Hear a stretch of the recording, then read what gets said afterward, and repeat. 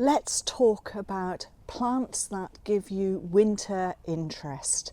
What is there available for you to be able to have something slightly different?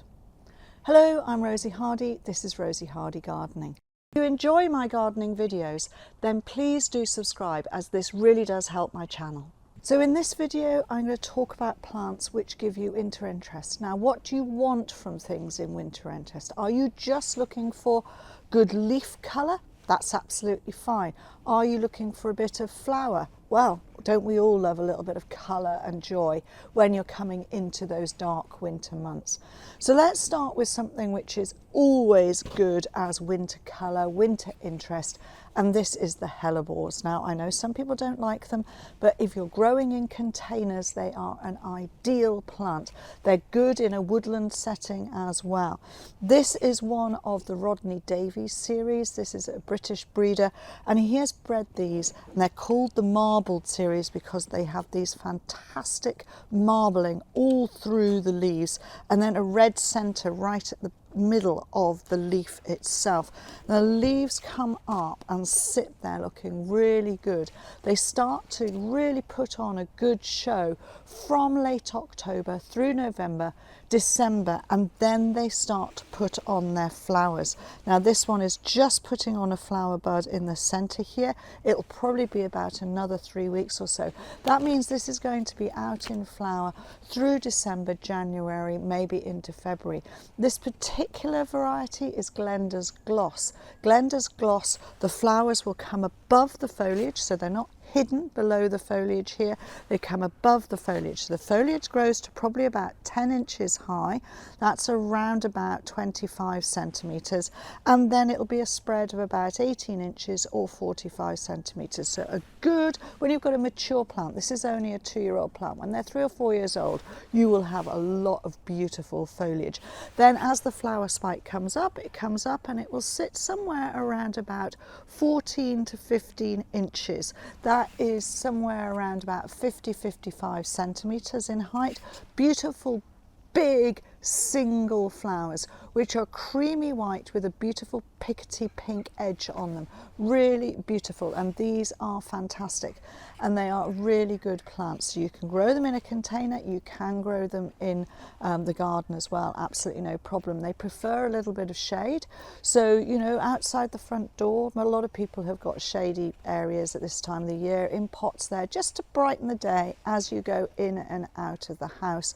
Or if you've got a slightly shadier place where there are plenty of shrubs and trees, this will grow really well there. Somewhere that's like a sort of woodland walk is where they do very well. With this being a bred form and a named form, this is sterile. It is not going to seed around all over the place, so it makes it very, very useful. Also, its flower heads point at you. It's not one of these ones where the heads hang down. It has been bred so that as the flowers open, they open to come forward and they look at you, so you get to see the beauty of them.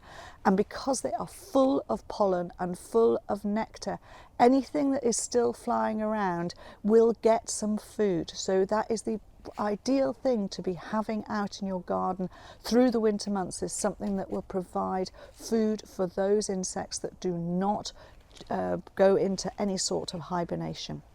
Helleborus, Rodney Davies, marbled series, Glenda's Gloss. Then another one for a woodland site or a shadier site are the Epimediums. Now, some people think this looks untidy and tatty, but to be honest, this is brilliant. Look at the coloration that you've got on this foliage. Now, this is known as semi-evergreen, so basically the foliage stays, it goes into its autumnal colours and then remains there right the way through the winter months. And when you get to about February, March time, foliage starts to look a bit tatty. You can remove it because then it's going to come up with all its glory and all of its flowering. So this is an excellent ground cover plant for shady areas, quite dry shade it will tolerate, and they make decent sized clumps. This particular one is Epimedium cross versicolor Sulphureum, and it is a really good old variety. It tends to cope with anything that the weather gives us, so this is a really cracking plant for changing seasons and everything else.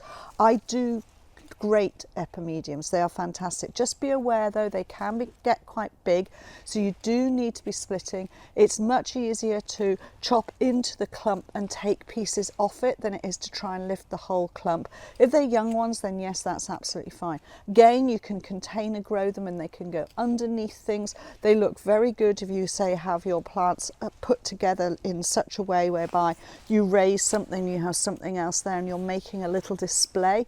These epimediums are great for it at the base to cover up the pots of your plants that are behind. So that will cover this pot and then you don't see it. So this one would be raised, say, on top of another pot like so, and you would get that arrangement so that you then see the hellebore above. So think about the plants. Sometimes they don't look as interesting others, but they are really great for using if you're doing a pot display.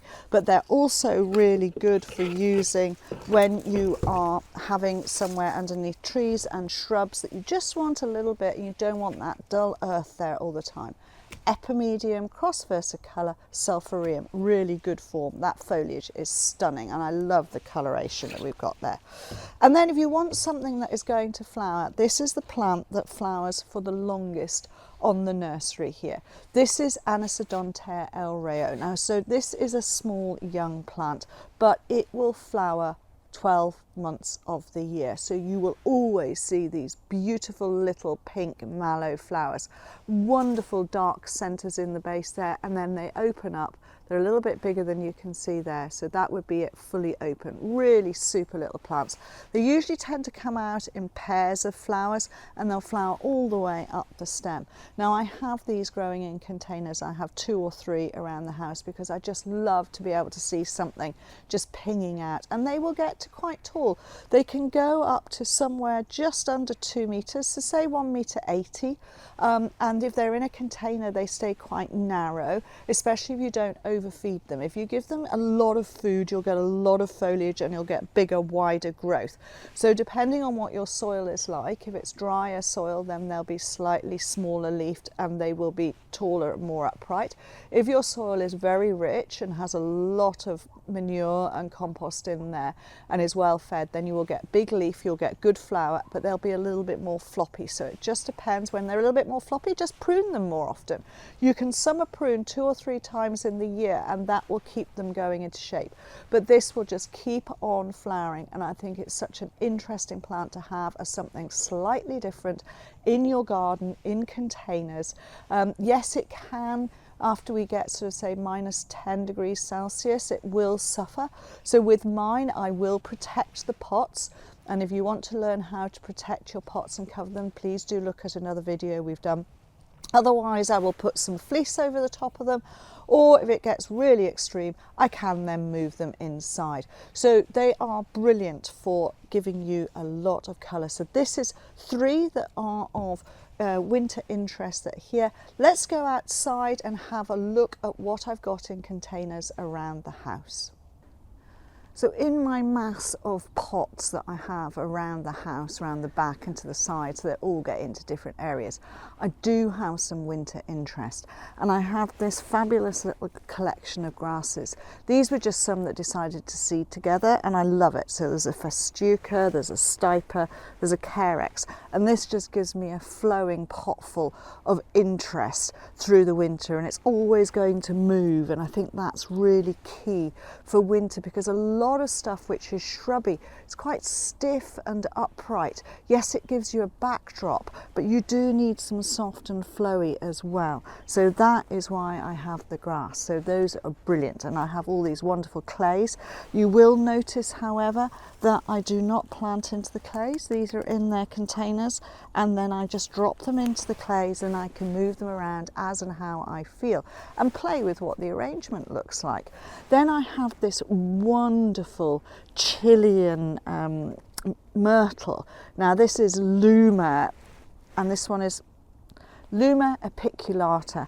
Now this one was given to me by dear friends, and they said the story behind this particular myrtle is that this comes from shrubs that were always used to put greenery into the royal bouquets at weddings.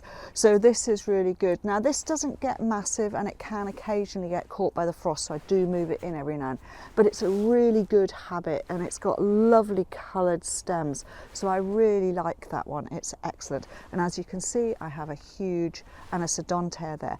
And then another one which is brilliant for winter interest because it has scented flowers and a little bit of yellow. Once we get into the darker days, a little bit of yellow, soft yellow, is just brilliant. It just illuminates everything up. So this is Coronilla Citrina, fabulous thing, and it just flowers and flowers and flowers. We always said that was the longest flowering plant on the nursery, been superseded by that one, but great because you get this sweet scent. Now there are lots of other things you can do, but these are the ones that I really think of as really great winter interest. There's one more I want to show you because it is a great family for giving you really good colour and structure in the winter. This wonderful shrub is one of many Cornus that you can grow for their winter coloured twigs. This one is flaverimea. It's got this lovely yellow colour to its stems, and it is one that suckers and runs, so do be aware of that. So if this is out in the garden, it will run around a bit and you will get it all over the place. I prefer to grow it in a container. It never gets huge, but you get lots and lots of this beautiful twig growth, and it's just something to brighten up an area. The Cornus with the red stems are fantastic, and you can get all sorts of different types of them as well, and actually they're quite easy to stick from cutting. So if you enjoy propagating, then these are really good. And also if you enjoy propagating, do take a look at our propagation workshop. These are great things, and also through the winter months, if you're someone who enjoys decorating, these look great with lights up on them as well. So that is something. So this is Cornus flaverimea. So that's just a few things. That's about 6 wonderful plants to give you winter interest, something slightly different. Thank you very much for watching, and please do subscribe to the channel. If you want to watch another video of mine, YouTube thinks this one is perfect for you.